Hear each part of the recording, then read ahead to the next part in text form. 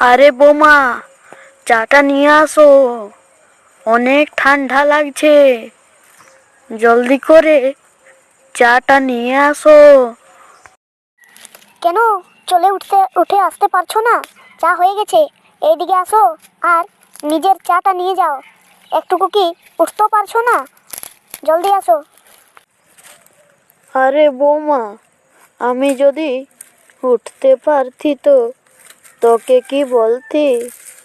আয় জলদি চাটা নিয়ে। এইদিকে আসো, নয়তো না সাসপেন্ডটা যেন মুটা ঢুকিয়ে রেখে দেবো। কত নয় চা খাবে কে, বড্ড চপড় চপড় মুটা চলছে।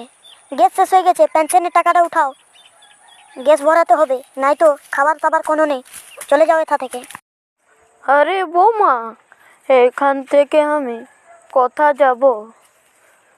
আমার তো কোথাও যাবার মতো জায়গা নেই। আমি কোথায় থাকবো গোটা রাত? আর এত এখন ঠান্ডা, এই ঠান্ডায় আমি কোথা যাব? তুই একবার বল। আরে কি হলো তোমাদের? ডেলি ও শান্তি ও শান্তি। বাইরের লোকগুলো কি বলবে তোমাদেরকে? কোনো তো নেই। আরে বেটা, কি যে বলবো? বৌমাকে সকালে বললি যে অনেক ঠান্ডা লাগছে, একটুকু চাটা এনে দাও। তো বলছে যে এথায় আমি নৌকার খাটতে আসি না।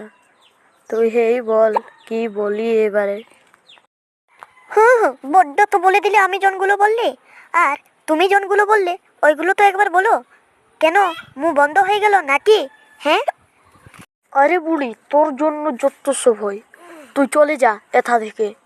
তোর জন্য ডেলি ডেলি সকালে অশান্তি আমি শুনতে চাই না। আর ওই পেনশনে কত টাকা ঢুকেছে ওইটা আমাকে বার করে দিয়ে যাবি সে।